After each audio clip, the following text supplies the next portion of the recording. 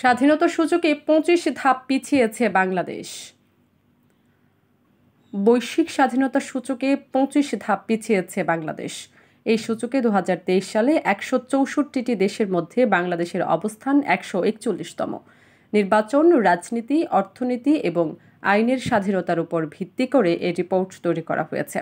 আর এই রিপোর্ট তৈরি করেছে যুক্তরাষ্ট্রভিত্তিক সংস্থা আটলান্টিক কাউন্সিল। রিপোর্টের নাম গ্লোবাল ফ্রিডম ও প্রসপারিটি। বাংলাদেশে প্রতিযোগিতামূলক রাজনীতির অভাবে অর্থনৈতিক অগ্রগতি বাধাগ্রস্ত হচ্ছে। তবে সমৃদ্ধির সূচকে বাংলাদেশের অবস্থান ৯৯তম। রাজধানীর একটি হোটেলে USAID ও এশিয়া ফাউন্ডেশন মঙ্গলবার এই রিপোর্ট প্রকাশ করে। আটলান্টিক কাউন্সিলের রিপোর্টে বলা হয়, স্বাধীনতা সূচকে ২০০০ সাল থেকে ধারাবাহিকভাবে নিম্নগামী বাংলাদেশ এ সূচকে কেবল নির্বাচন নয়, এর সঙ্গে রাজনৈতিক, অর্থনৈতিক এবং আইনের শাসন জড়িত। এসব বিবেচনায় বর্তমানে এ সূচকে বাংলাদেশের অবস্থান ১৪১তম। দক্ষিণ এশিয়ার দেশগুলোর মধ্যেও বাংলাদেশের অবস্থান নিম্নগামী। শক্তিশালী রাজনৈতিক ও অর্থনৈতিক স্বাধীনতা থাকা দেশগুলোই বিদেশি বিনিয়োগ বাড়ছে, আর যেসব দেশ তা নিশ্চিত করতে পারছে না, বিদেশি উদ্যোক্তারা সেখানে আসতে চান না। তবে সমৃদ্ধির সূচকে কিছুটা ভালো অবস্থানে বাংলাদেশ। বর্তমানে এই অবস্থান ৯৯তম। তবে এখানেও অধিকাংশ ক্যাটাগরিতে বাংলাদেশ অসমৃদ্ধ। অনুষ্ঠানে উপস্থিত ছিলেন মার্কিন রাষ্ট্রদূত পিটার হাস। তিনি তার বক্তব্যে বলেন, এ অবস্থার উত্তরণে স্বাধীনতা নিশ্চিত জরুরি, আর এ কাজে বাংলাদেশের পাশে থাকবে তার দেশ। এক্ষেত্রে লক্ষ্য অর্জনে বাংলাদেশকে রাজনৈতিক, অর্থনৈতিক ও আইনি স্বাধীনতা নিশ্চিতে সাহসী উদ্যোগ নিতে হবে। আর এসব কাজে ঢাকার পাশে থাকবে যুক্তরাষ্ট্র।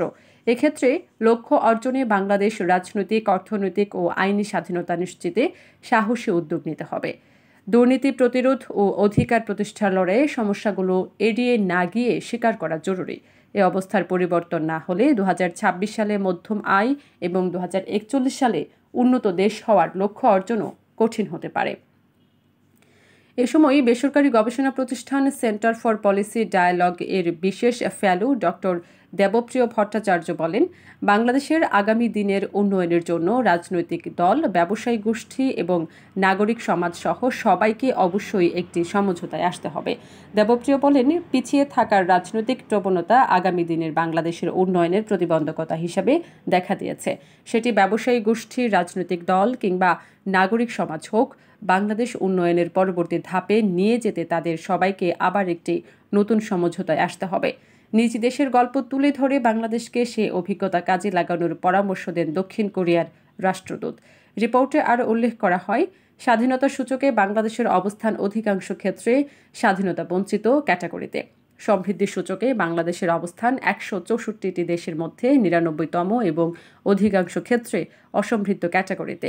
সমৃদ্ধ সূচকে তালিকার তৈরিতে স্বাস্থ্য, বৈষম্য, পরিবেশগত অবস্থা, সংখ্যালঘু অধিকার এবং শিক্ষাসহ মাথাপিছু জিডিপির মতো বিভিন্ন কারণ বিবেচনা করা হয়েছে।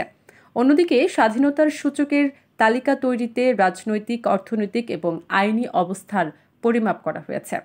প্রতিবেদনে সমৃদ্ধি সূচকে দক্ষিণ ও মধ্য এশিয়ার ১২টি দেশের মধ্যে ভুটান, নেপাল, কিরগিজস্তান, উজবেকিস্তান, তাজিকিস্তান এবং তুর্কমেনিস্তানের সঙ্গে ৭টি বেশি অসচ্ছল দেশের মধ্যে বাংলাদেশ স্থান পেয়েছে।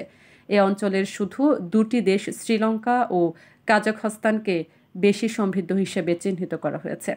তালিকায় ভারত, পাকিস্তান ও আফগানিস্তানকে অসমৃদ্ধ হিসেবে চিহ্নিত করা হয়েছে।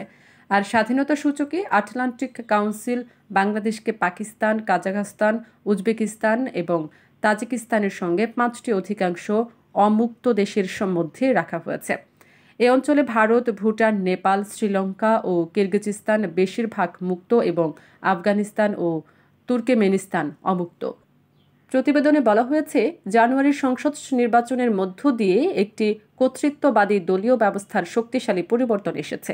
বিরোধী দলকে বয়কট করে সেটি পুঁজি হিসাবে ব্যবহার করে আওয়ামী লীগ তার ১৫ বছরের শাসনকাল টিকিয়ে রেখেছে।